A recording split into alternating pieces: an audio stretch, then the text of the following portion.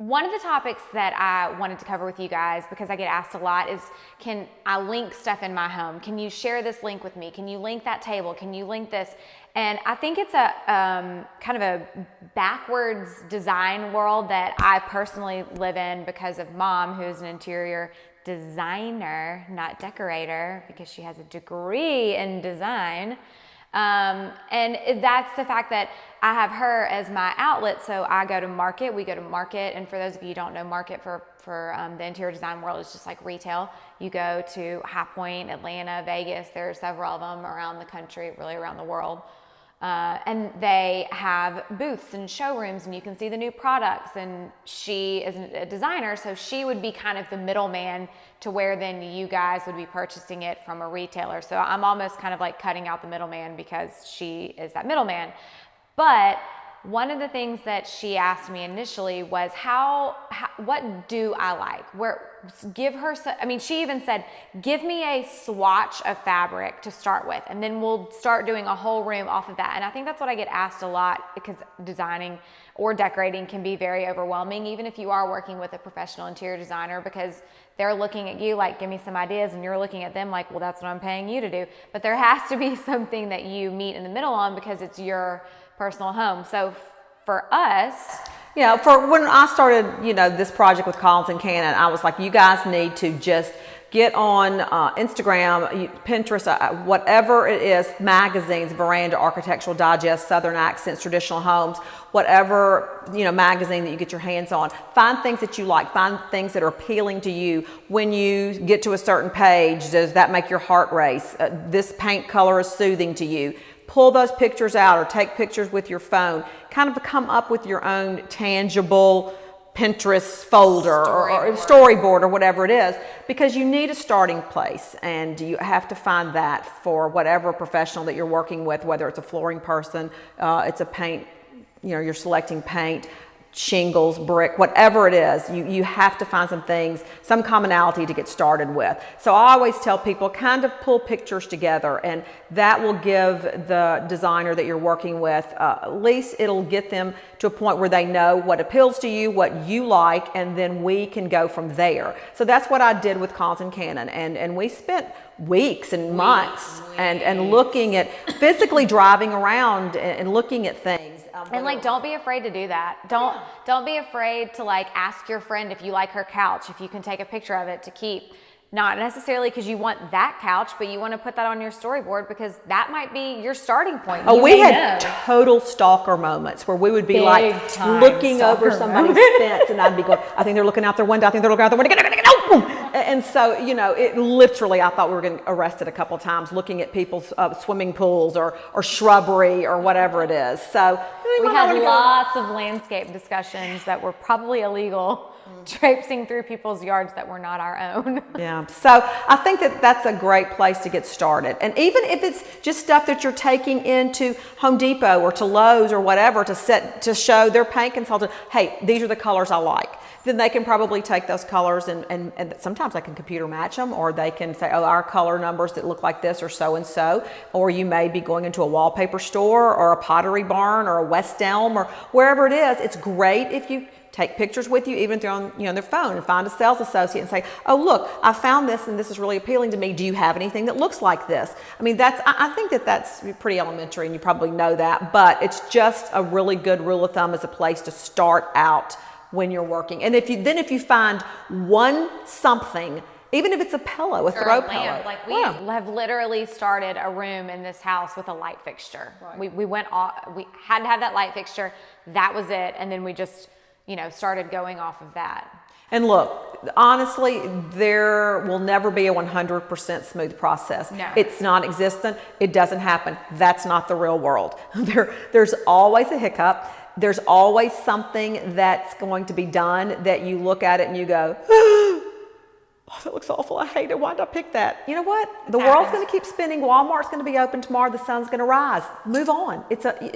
Paint over it, take it down, recover it, put it in a closet, give it to your best friend. Whatever it is that you want to do, you are going to have a few things that that you just don't like because they really looked good in that environment, and you put it in yours and it didn't correlate. So know that going into it, that it's not perfect and there's going to be some issues, but you can fix that and pick back up and dust yourself off and move on. Yeah, so I think our best advice, when trying to start a room from scratch would be, first, go to your resources. Try, like she said, Instagram, Pinterest. Right now, those are two of my favorite. Next is magazines, because I love having something tangible. A lot of times what we will have done from those, because I end up printing stuff off of Instagram and Pinterest, I'm not one of those people who wants to save the file on my computer and come back to it.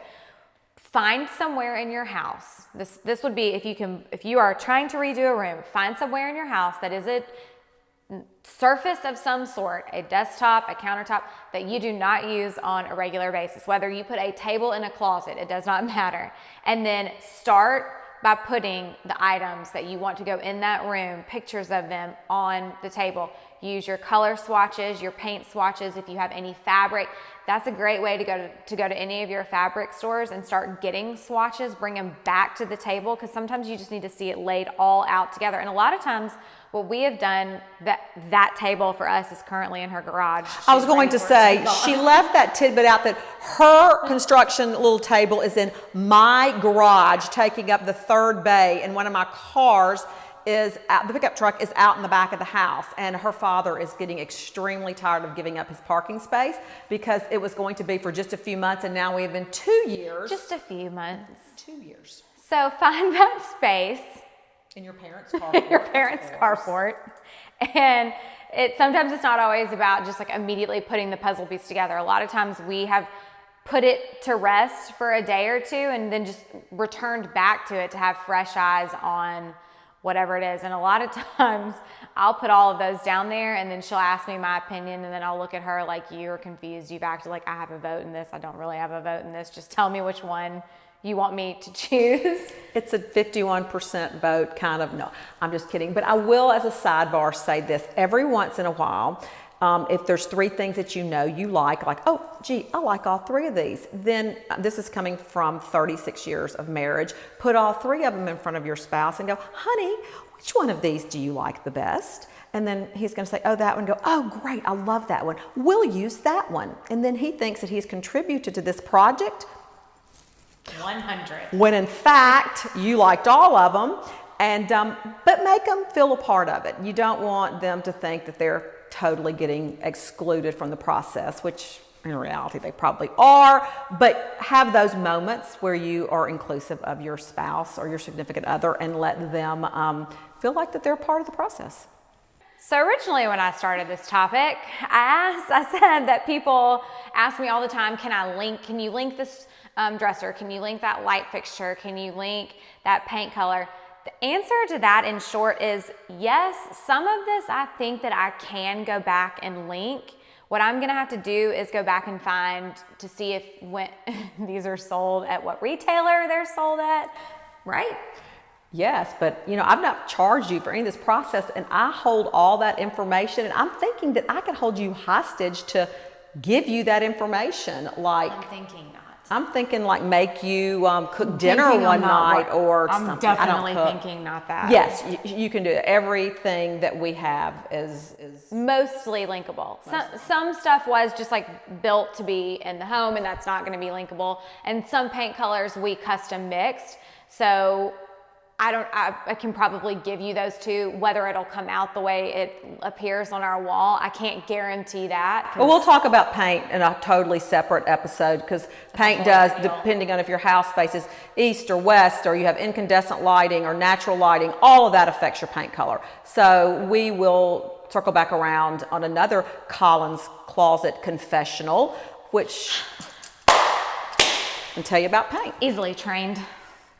So the answer in short to that is yes, I will try to see after I move in my home, what is linkable, what I can link. And when I go around with Samantha, who's behind the camera over here, and do a little tour of our home, at that point, I will try to come back and link stuff in the video. So just like hold tight on your linking questions. And if it's something that I can link when I do the tour, I'm gonna link everything in my vlog or in my blog whenever both of those happen. I really hope at some point in October. Woohoo! Me too.